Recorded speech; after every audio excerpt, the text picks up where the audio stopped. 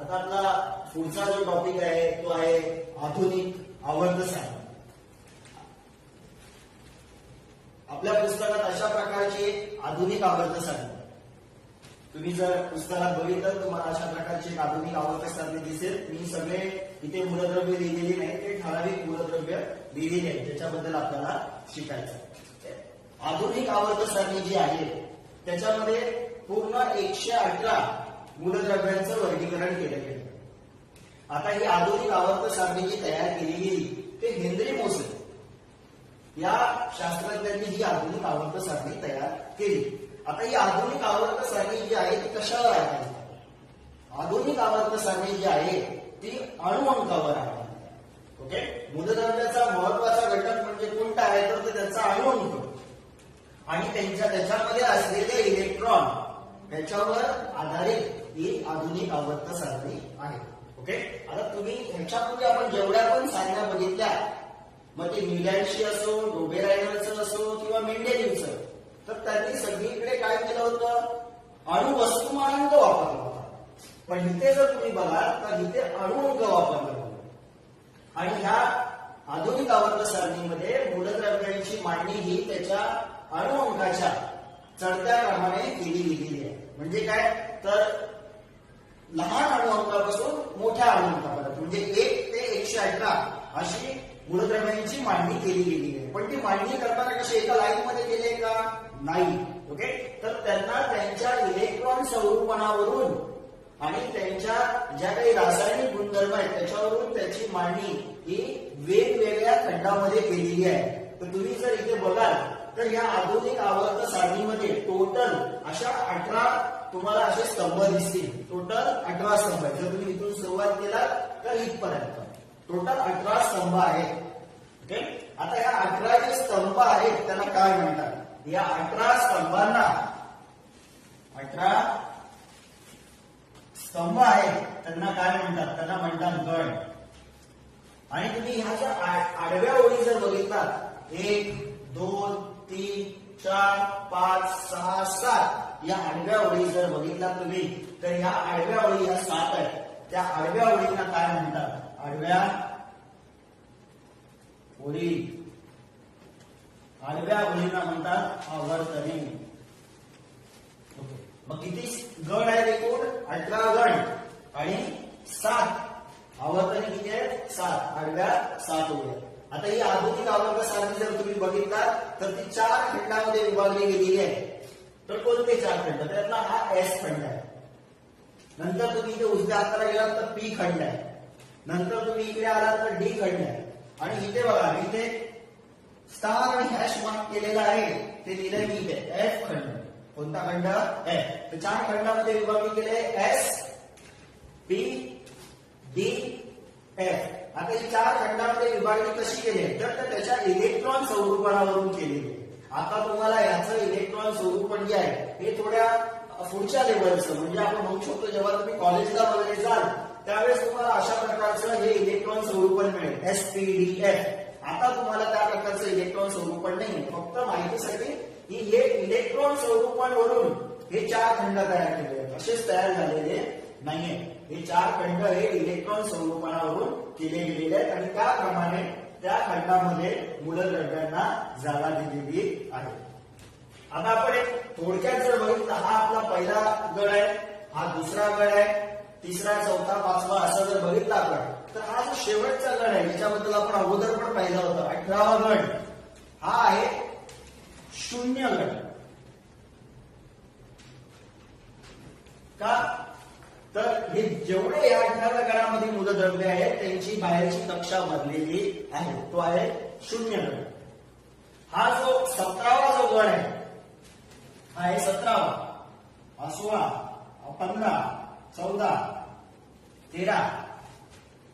17वा जो गड आहे त्याच्यामध्ये येतात हॅलोजन. त्याच्यामध्ये जे सगळे येत आहेत ते आहेत हॅलोजन. नंतर तुम्ही इकडे बघा, इथे तुम्हाला इथे स्टार मार्क केलेलं दिसतंय. इकडे इकडे इकडे इकडे अशा खूप साऱ्या ठिकाणी स्टार मार्क केले. इथे बोरॉनचे इथे silicon, germanium, arsenic, okay, antimony, tellurium, polonium अशा ठिकाणी स्टार मार्क केले. तर त्याचा अर्थ काय? हे स्टार मार्क कशासाठी केलेले आहे ते स्टार मार्क केले म्हणजे ही जी आहे ती धातू सदृश्य मूलद्रव्य आहे. आता ही आपली जी आधुनिक आवर्त सारणी आहे त्याच्यामध्ये 3 प्रकारचे मूलद्रव्य आहेत. एक धातू, दुसरा आहे अधातू आणि तिसरा आहे धातू सदृश्य. आता हे धातू सदृश्य जी मूलद्रव्य आहेत तुम्हाला इथे दिसत आहे ती काय करतात तर ह्याच्यामध्ये एक बॉर्डर तयार करतात. तर ह्या मूलद्रव्यांच्या पलीकडची जेवढी मूलद्रव्य आहेत कोणती इथून पूर्ण एवढी सगळी मूलद्रव्ये जी आहेत ती धातू येतात आणि ह्या बॉर्डरच्या तिकडची जी मूलद्रव्य आहेत इथून एवढी सगळी मूलद्रव्ये जी आहेत ती अधातू येतात. म्हणजे ही धातू सदृश्य मूलद्रव्य बॉर्डर तयार करते. तिच्या डाव्या साईडचे सगळे धातू आणि उजव्या साईडचे सगळे काय अधातू. ओके, तर आपण बघितलं की किती खंडामध्ये विभागणी केली आहे आधुनिक आवर्त सारणीची 4 खंडामध्ये. S, P, D, F. S मध्ये बघा, एस मध्ये कोणते गण येतात पहिला दुसरा हे एस मध्ये येतात. पी मध्ये काय येतं 13 ते 18 याला शून्य गण म्हणतात. मग 13 ते 18 आपण असे म्हणू शकतो 13 ते 17 व 18. त्याच्यानंतर डी खंडामध्ये काय येतं डी खंडामध्ये येतं 3, 4, 5, 6, 7, 8, 9, 10, 11, 12. 3 ते 12 हे जे गण आहे ते येतात डी खंडामध्ये. आणि एफ खंडामध्ये काय येतात तर एफ खंडामध्ये 2 सिरीज येतात. त्या 2 सिरीजचं नाव आहे एक आहे लॅन्थिनाइड सिरीज आणि दुसरी आहे ऍक्टिनाइड सिरीज. लॅन्थिनाइड सिरीज आणि ऍक्टिनाइड सिरीज ही जी आहे ती लॅन्थिनाइड सिरीज आहे आणि इथे येतं ऍक्टिनाइड सिरीज. अशा 2 सिरीज ज्या आहेत त्या एफ खंडामध्ये येतात. तुम्ही जर बघाल इथे तर हा पहिला जो आवर्तन आहे त्याच्यामध्ये फक्त 2 मूलद्रव्य आहेत 1, 2. दुसरं आवर्तन आणि तिसरं आवर्तन त्याच्यामध्ये जर तुम्ही बघितलात तर त्याच्यामध्ये 8 मूलद्रव्य आहेत. कशी आहे 1, 2, 3, 4, 5, 6, 7, 8 याच्यामध्ये पण 8 आहे. हे 2 जर आवर्तन तुम्ही बघितलात ही 2 आवर्तन तर त्याच्यामध्ये 18 मूलद्रव्य आहेत. ही 2 आवर्तन आहेत त्याच्यामध्ये 8 आणि या आवर्तनात किती मूलद्रव्य आहेत 2 आणि पुढची 2 आवर्तन आहेत त्याच्यामध्ये 32 मूलद्रव्य आहेत. त्याच्यामध्ये किती मूलद्रव्य आहेत 32. ओके, पहिल्या आवर्तनात किती मूलद्रव्य आहेत 2, दुसऱ्या आणि तिसऱ्यामध्ये किती आहे 8, पुढच्या 2 याच्यामध्ये किती मूलद्रव्य आहेत 18, त्याच्या पुढच्या याच्यामध्ये किती मूलद्रव्य आहेत 32. ओके, आता तुम्ही इथे मोजल्यावर आपल्याला कळतं 2 मूलद्रव्य, ही पण मोजल्यावर कळतं 8 मूलद्रव्य, ही पण मोजल्यावर कळतं 18 मूलद्रव्य. पण जेव्हा इथे आपण मोजतो त्यावेळेस आपण बघतो की इथे 32 मूलद्रव्य येत नाही. पण ती 32 मूलद्रव्य आहेत ती कशी आहे जेव्हा तुम्ही मोजता तर इथे स्टार मार्क केलंय. तर जिथे स्टार मार्क केलंय त्याच्यामध्ये खूप सारी मूलद्रव्य आहेत जी आपण म्हणतो लॅन्थिनाइड सिरीज. ती मूलद्रव्य कोणती आहेत ती आधुनिक आवर्त सारणीच्या खाली त्यांनी लिहिलेली आहे. ओके, ती मूलद्रव्य त्यांनी खाली लिहिलेली आहे. ती पण मूलद्रव्य त्याच्यामध्ये तुम्हाला इन्क्लूड करायची आहे. तसंच जी ऍक्टिनाइड सिरीज आहे त्याचे कोणती मूलद्रव्य आहेत ती पण आधुनिक आवर्त सारणीच्या खाली सेपरेट त्यांनी दाखवलेली आहे. ती पण मूलद्रव्य मोजायची. अशा प्रकारे ह्या आणि ह्या आवर्तनात मिळून ह्या आवर्तनात किती मूलद्रव्य आहेत 32. तसेच ह्या आवर्तनात पण किती मूलद्रव्य आहेत 32. तर पहिलं आवर्तन त्याच्यामध्ये 2च आहे.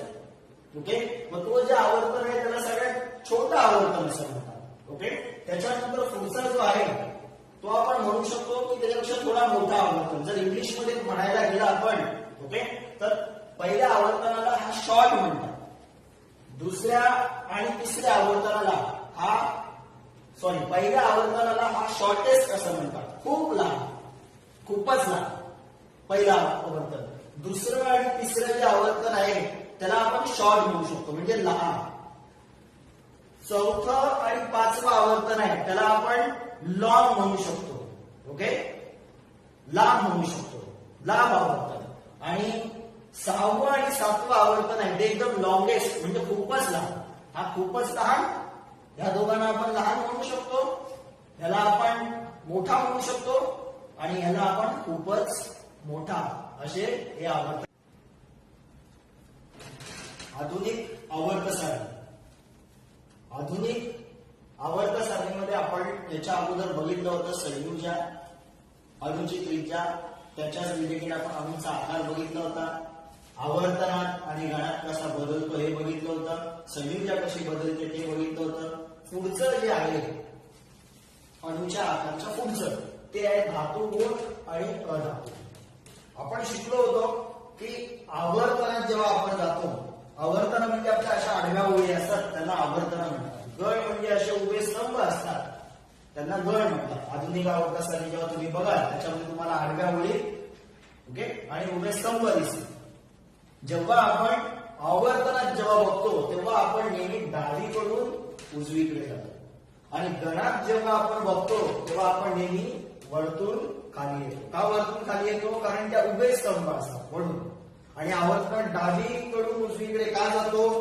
कारण त्याच्यामध्ये आडव्या ओळी असतात. आडव्या ओळी ह्या नेहमी अशा दाखवल्या जातात ओके. त्यामुळे डावीकडून उजवीकडे स्तंभ असे उभे दाखवले जातात म्हणून वरून खाली ओके. पहिला आता आपण इथे बघायचं आहे धातू म्हणजे काय आणि अधातू म्हणजे काय. धातू म्हणजे कोण ओके. धातू ही अशी आपण म्हणू शकतो मूलद्रव्यांचं वर्गीकरण धातू अधातू आणि धातू सदृश्य मध्ये केलंय. अशी जी मूलद्रव्य आहेत जी इलेक्ट्रॉन देतात, काय करतात? इलेक्ट्रॉन देतात. म्हणजे धातू काय करतात तर ते इलेक्ट्रॉन देतात आणि अधातू काय करतात तर त्याच्या उलट अधातू हे इलेक्ट्रॉन घेतात. आता याने जर इलेक्ट्रॉन दिला तर याच्यावरचा हा जो ऋण प्रभार आहे तो कमी होतो आणि ह्याच्यावर धातूवर म्हणजे त्या अणूवर हा धन प्रभार येतो. ह्याने जर इलेक्ट्रॉन घेतला म्हणजे त्याच्यावर ऋण प्रभार वाढतोय म्हणजे हे जे आहे ते ऋण आयन तयार करतात. धातू आहेत ते धन आयन तयार करतात. कसे? इलेक्ट्रॉन घेऊन. अधातू काय करतात? ऋण आयन तयार करतात. कसे? इलेक्ट्रॉन घेऊन. म्हणून धातू जे आहेत त्यांना म्हणतात कॅटायन किंवा धन आयन आणि अधातू जे आहेत त्यांना म्हणतात एनायन किंवा ऋण आयन. अशा प्रकारे धातू आणि अधातू. आता हा धातू गुण आणि अधातू गुण कसा बदलतो आवर्तनामध्ये आणि गणामध्ये त्याच्याबद्दल आपण शिकणार आहोत. आता मी हे दुसरं आवर्तन घेतलेलं आहे. दुसऱ्या आवर्तनामध्ये कोण आहे तर लिथियम आहे, beryllium, boron, carbon, nitrogen, oxygen, fluorine हे दुसरं आवर्तन आहे. आता ह्याच्यामध्ये धातू गुण आणि अधातू गुण कसा बदलतो? पहिलं मी धातू गुणाबद्दल बघतो. आवर्तनात डावीकडून उजवीकडे जातो. मी पहिले त्याचा इलेक्ट्रॉन संरूपण लिहितो. इथून इकडे याचं इलेक्ट्रॉन संरूपण येणार 2,1, याचं येणार 2,2, हा आहे पुढे 2,5, 2,3, 2,4, 2,5, 2,6, 2,7 ओके. हा आहे lithium, beryllium, boron, carbon, nitrogen, oxygen आणि हा आहे फ्लोरीन. आता आपण जर इकडे बघितलं जेव्हा आवर्तनात डावीकडून उजवीकडे जातोय त्यावेळेस मला बघायचं आहे धातू गुण आणि अधातू गुण बद्दल काय होतं. आता मी जेव्हा हे यांचे इलेक्ट्रॉन संरूपण जेव्हा लिहिलं तेव्हा मला असं दिसतंय की सगळ्यांच्या ज्या कक्षा ज्या आहेत त्या फक्त दोनच आहेत. याला पण दोनच कक्षा आहेत, याला पण दोनच कक्षा आहेत. सगळ्यांना बघा सगळ्यांच्या कक्षा ज्या आहेत त्या दोनच आहेत. पण इथे फरक काय तर जेव्हा कक्षा ह्या सेम आहेत परंतु जेव्हा तुम्ही पुढे पुढे पुढे पुढे जाता डावीकडून उजवीकडे तेव्हा तुम्हाला काय दिसतंय हे जे इलेक्ट्रॉन जे आहेत कक्षेमध्ये ते वाढत जातात. इथे एकच आहे, इकडे 2 आहे, इकडे 3 आहे, पुढे वाढलाय वाढलाय. ज्यावेळेस हे इलेक्ट्रॉन ह्या दुसऱ्या कक्षेमध्ये वाढत जाणार त्यावेळेस ऋण प्रभार वाढणार आणि जेवढा ऋण प्रभार वाढणार तेवढा अणूच्या केंद्रकात धन प्रभार पण वाढणार. का? कारण जेवढे इलेक्ट्रॉन असतात एखाद्या अणूमध्ये तेवढेच प्रोटॉन त्याच्या केंद्रकात असतात. म्हणजे ह्याच्यामध्ये जेव्हा आपण म्हणू की इलेक्ट्रॉन ह्याच्यामध्ये किती आहेत टोटल 2 आणि 1 3 इलेक्ट्रॉन आहेत. म्हणजे याच्यामध्ये प्रोटॉन पण 3 असतात. म्हणजे बाहेर जेव्हा निगेटिव्ह चार्ज त्याचा ऋण प्रभार 3 असेल तेवढाच धन प्रभार याच्या केंद्रकात असेल. तर काय होईल ज्यावेळेस मी आवर्तनात डावीकडून उजवीकडे जातो तेव्हा त्याच कक्षेमध्ये इलेक्ट्रॉन वाढत जातात. इलेक्ट्रॉन वाढत गेल्याने इकडचा जो ऋण प्रभार आहे तो वाढत जातो. तो ऋण प्रभार जर वाढला तर तेवढ्याच पटीने इथे धन प्रभार वाढतो आणि हा केंद्रक जो आहे अणूचा तो ह्या इलेक्ट्रॉनला घट्ट पकडून ठेवतो. जेवढे इलेक्ट्रॉन वाढत जाणार तेवढा हा त्यांना घट्ट पकडून ठेवणार. जर ह्याने ह्या इलेक्ट्रॉनला इकडच्या इलेक्ट्रॉनला आपण म्हणू जर त्याने असं घट्ट पकडून ठेवलंय तर ते इलेक्ट्रॉन सहज बाहेर जातील का? नाही जाणार. तर ते इलेक्ट्रॉन सहज दिले नाही जाणार. दिले नाही जाणार म्हणजे काय होणार? धातू पण येणार का? नाही. धातू काय करतो? इलेक्ट्रॉन देतो. मग जेव्हा त्याच कक्षेमध्ये इलेक्ट्रॉन वाढत जातात तेव्हा त्याच पटीने केंद्रकामध्ये हा धन प्रभार वाढतो आणि हा केंद्रक या इलेक्ट्रॉनला तेवढ्याच फोर्सने तेवढ्याच बलाने पकडून ठेवतो. त्यामुळे ते इलेक्ट्रॉन सहज दिले जात नाहीत. म्हणजे काय होतं? तर त्याचा धातू गुण काय होतो? कमी होतो. कसं? हा बघा, ह्याच्यामध्ये एक इलेक्ट्रॉन आहे. ह्याचा जो केंद्रक आहे लिथियमचा तो ह्या इलेक्ट्रॉनला पकडून ठेवेल पण त्याच्यामध्ये एवढा फोर्स नसेल, बल नसेल. का? तर एक इलेक्ट्रॉन. ह्याच्यामध्ये दोन आहे. ह्याचा पण केंद्रक ह्याला पकडून ठेवेल पण तो एवढा फोर्स नसेल. इथे पण आपण बघू शकतो एवढा फोर्स नसेल. मग हे काय करेल? हा लिथियम बेरिलियम बोरॉन काय करेल? तर हा काय करेल? तर हे इलेक्ट्रॉन देऊन टाकेल. एक देईल, दोन देईल, तीन देईल. का? त्याच्या केंद्रकामध्ये असणारा जो फोर्स आहे हा तेवढा स्ट्रॉंग नाही, मोठा नाही. पण इकडे तुम्ही जर पुढे पुढे जाल तर त्या इकडे इलेक्ट्रॉनची संख्या वाढत गेली त्यामुळे हा केंद्रकातला प्रभार पण वाढत जाणार आणि हे इलेक्ट्रॉन सहज दिले जाणार नाही. तुम्ही जर नीट बघितला तर हे काय करणार? हा काय करणार? 4 इलेक्ट्रॉन घेणार. हा काय करणार? 3 इलेक्ट्रॉन घेणार. हा काय करणार? 2 घेणार. मग हे काय करणार? हे देत नाही. हे इलेक्ट्रॉन देत नाही. म्हणजे हे कोण आहे? धातू. हे कोण आहे? अधातू. म्हणजे तुम्ही जर बघितलं तर हे धातू आहे आणि हे जे आहे ते कोण आहे? अधातू.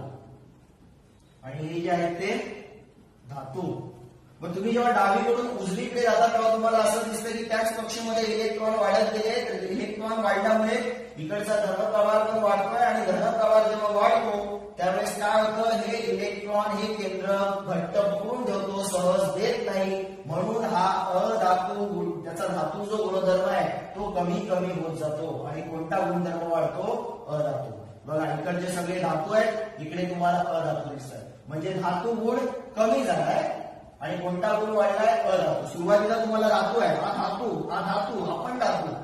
हा जास्त क्रियाशील, हा त्यापेक्षा थोडा कमी क्रियाशील, हा त्याच्यापेक्षा थोडा कमी क्रियाशील. हा अधातू झाला. हा अधातू म्हणजे धातू गुण कमी झालाय आणि अधातू गुण वाढलाय. मग आपण याच्यामध्ये काय बघितलं? तर जेव्हा मी आवर्तनात, आता मी कशामध्ये आहे? आवर्तनात डावीकडून उजवीकडे जातोय तेव्हा धातू गुण काय होतोय? धातू गुण हा कमी होतोय आणि अधातू गुण हा वाढत जातो. आता हे आपण आवर्तनात शिकलो. आता आपण गणात बघू. ओके. आम्ही 14वा गण घेतलाय ज्याच्यामध्ये कार्बन आहे, सिलिकॉन आहे, जर्मेनियम आहे. ओके. हा टीन आहे, हा लेड आहे. हा कार्बन हा आपल्याला माहिती आहे अधातू आहे. हा धातू सदृश्य आहे आणि हे सगळे धातू आहे. तर जेव्हा मी गणात वरतून खाली जातो त्यावेळेस काय होतं? जेव्हा गणात वरतून खाली जातो त्याचं इलेक्ट्रॉन स्वरूप आहे 2,4. याचं इलेक्ट्रॉन स्वरूप आहे 2,8,4. ओके.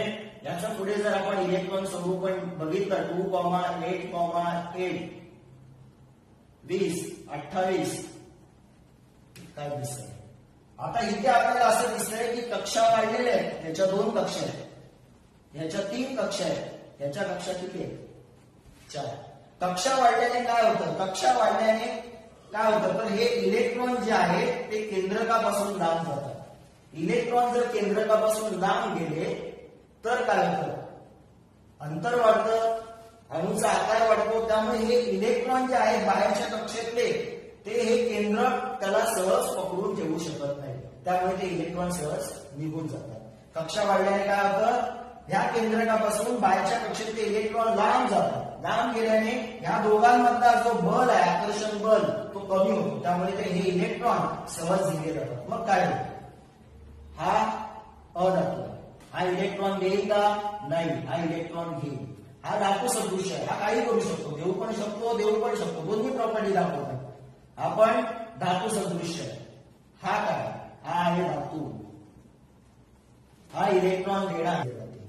मग जेव्हा आपण गणामध्ये वरून खाली जातो, गणामध्ये वरून जेव्हा खाली जातो त्यावेळेस आपल्याला असं दिसेल, गणामध्ये वरून जेव्हा आपण खाली जातोय त्यावेळेस आपल्याला असं दिसतंय बघा, वरती कोण आहे? अधातू. खाली कोण आहे? धातू. म्हणजे माझा अधातू गुण कमी कमी होत गेलाय आणि फायनली मला कोणता गुण मिळालाय? धातू गुण. ओके, म्हणजे धातू गुण हा माझा वाढत जातो. गणात वरतून खाली जाताना धातू गुण वाढत जातो. का वाढत जातो? कक्षा वाढत जातात, इलेक्ट्रॉन हे केंद्रकापासून लांब होत जातात आणि ते सहजपणे दिले जातात. इथे कक्षा 2च आहे, त्यामुळे याचं केंद्रक यांना देणार नाही, घट्ट पकडून ठेवेल. इथे कक्षा वाढल्या आहेत त्यामुळे तो थोडा लांब गेलाय, इथे अजून कक्षा वाढल्या त्यामुळे हा बाहेरचे इलेक्ट्रॉन केंद्रकापासून लांब गेले, त्यामुळे ते सहज निघून जाऊ शकतात, देऊ शकतात. जे देतात ते कोण असतात? धातू असतात. म्हणजे गणामध्ये जेव्हा वरतून खाली जातात त्यावेळेस धातू गुण वाढत जातो. मग हा जर वाढला तर आपोआप हा अधातू गुण जो आहे तो कमी झाला पाहिजे. अधातू गुण कमी होतो. ओके, तर आपण इथे धातू आणि अधातू गुण बद्दल शिकलो. आवर्तनात काळकळ डावीकडून उजवीकडे जाताना धातू गुण कमी होतो, अधातू गुण वाढतो. गणामध्ये काय होतं? तर धातू गुण गणामध्ये वरतून खाली जातो आपण, धातू गुण वाढत जातो, अधातू गुण काय होतो? कमी होतो. अशा प्रकारे आपला हा टॉपिक संपलेला आहे, धातू गुण आणि अधातू गुण.